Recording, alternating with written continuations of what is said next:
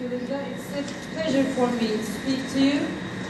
It's a pleasure for me to speak to you, and indeed, it's a great honor for me to share this table with my heroes, especially Tom and Linda, who had been with us for a long time.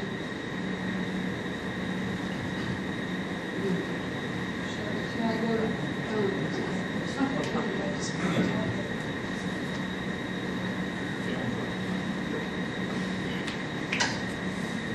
So in my speech, I would like to share ALT's experience with you.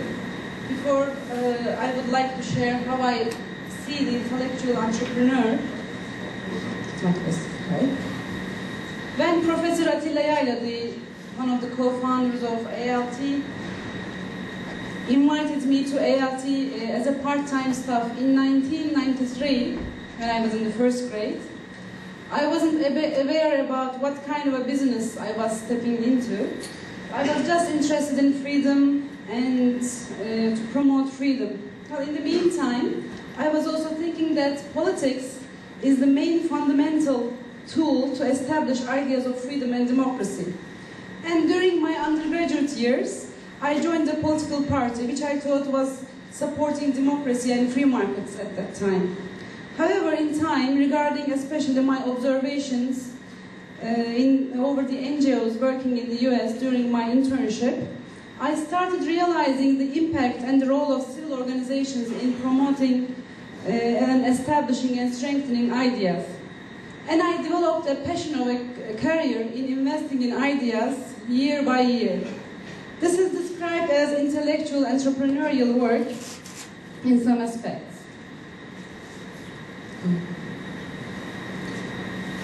So ALT is located in Ankara, but we are running activities all around the country.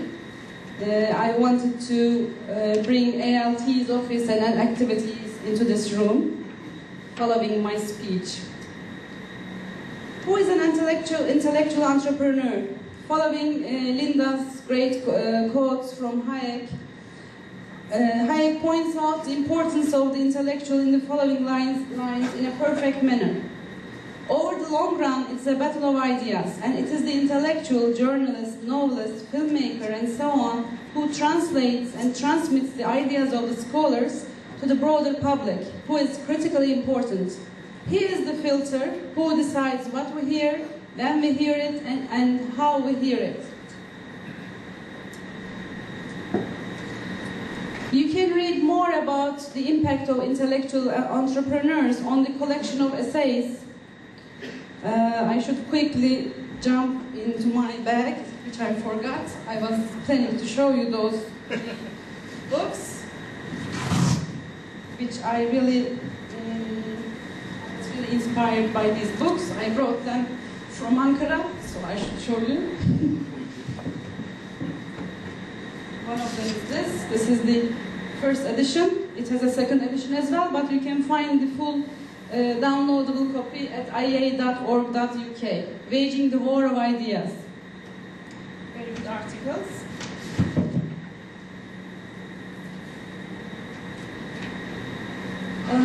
So we need intellectual entrepreneurial work to promote freedom.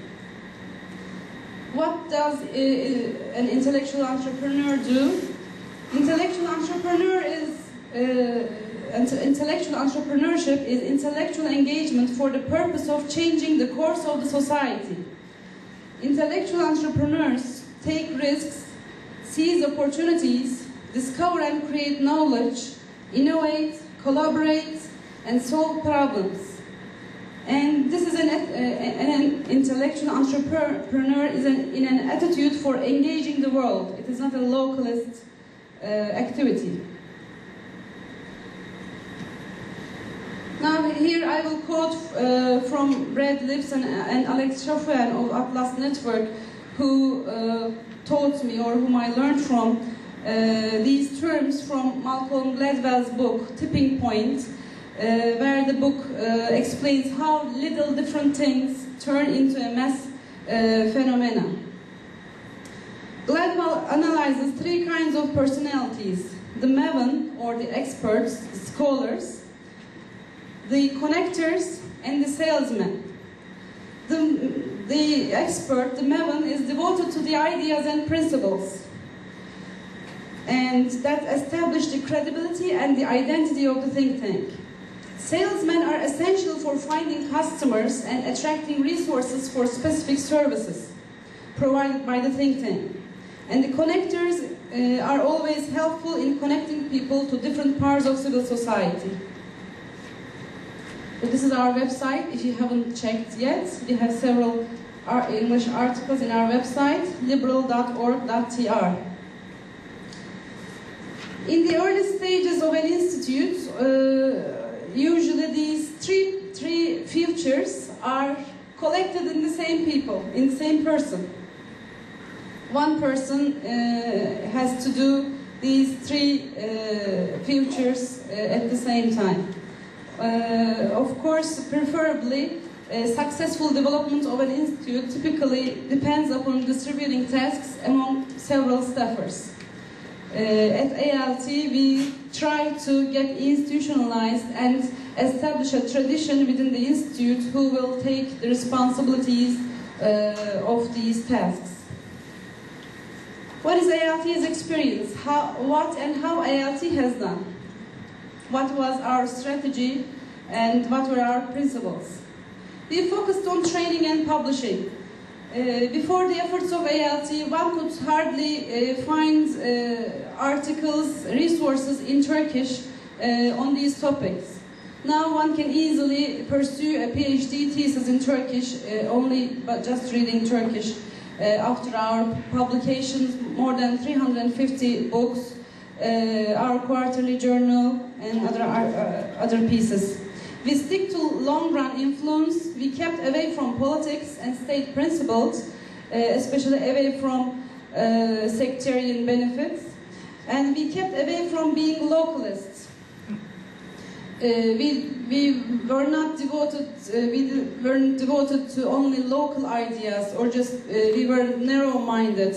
It was important for us to defend these ideas because they were universal values.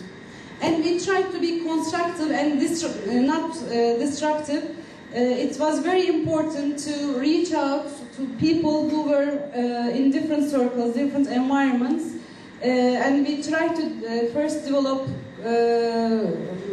good relations, constructive relations, to reach out our cause. And we tried to become an attraction center for all different areas of expertise. Because freedom movement is needed in all of our societies, in political science, law, economics, medicine, history, literature and arts, in films, in the movie sector. They are all run by collectivist ideas.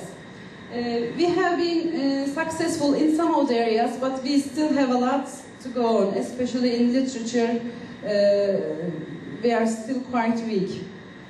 And we have been quite aware of our sustaining our autonomy. We try to have a variety of funds from different individuals and from different organizations. And we stayed aware of the misleading effect of money and positions. This was also very important that we watched out in funding our activities. This is our website for our publications, liberte.org.tr. We also intend to sell more English books on liberty in our website, liberte.com.tr. So, type of programs we are running. We are not much a public policy think tank, more like an educational institution, but we try to establish a tradition of thought. So, for that reason, we are involved in different levels of activities. We run student seminars, programs for advanced students, workshops with opinion leaders, annual Congress of Liberal Thought, gathering academicians, experts, NGO activists from all around the country. We run study centers for conducting researches on specific issues. We run publications, annual Freedom of Dinner, Freedom Award, essay contest, and reform proposals. I would like to mention about some achievements that ALT has done. So you are doing, so what is your impact? What is your influence? What can you say after 20 years of time, you might ask? Certainly it is not, we are not in a business that we can see the impact overnight, but in 20 years of time, there have been an enormous change in Turkey's climate of opinion. Now we have hundreds of young academicians and professors who have done theses and written many articles and books on issues related with ideas of free society. There is a big change. The academic freedom has changed. We will, in our next Congress, we are going to cooperate with the university. This was something which one could not imagine, because usually academicians hesitated to claim openly that they are a member of ALT, because this was a risk for them to get appointed. We have publications. These publications have provided concepts, terminology for people to discuss. Otherwise, people would just use the concepts from the newspapers. We say coffee chats. Through coffee chats, people were to save the country. But it's very important to provide terminology, concepts for people to discuss and provide a framework for the debates. Now we have columnists who call themselves liberal. There are still some people who miscall themselves by mistake liberal, as if it means modern. Anyhow, liberal used to be something, a future, someone who has no rules, no ethical codes. But now it has a positive meaning. Now opinion pages of the newspapers are filled by ALT fellows, ALT writers. ALT's most important existence in Turkey's liberal cause, I would say, rejecting Kemalism and defending a systematical, consistent position for all people, for everyone, regardless of their ethnicity, religion, and any other choice. We also have had a significant influence over the governing party for them to choose their identity, which would be systematical with more international terms. We have now a turning point on Kurdish policy, on the new civil constitution. We need liberal perspectives, and we started sharing our experience with the broader region through the Free Enterprise Training Center. Now there are more ways to go. We will be together. More stories you can find here apart from IA and Atlas, Freedom Champions, published by Atlas Network, and the other one, Taming Leviathan, edited by Colleen Dibble and published by IEA.org as well. Thank you so much.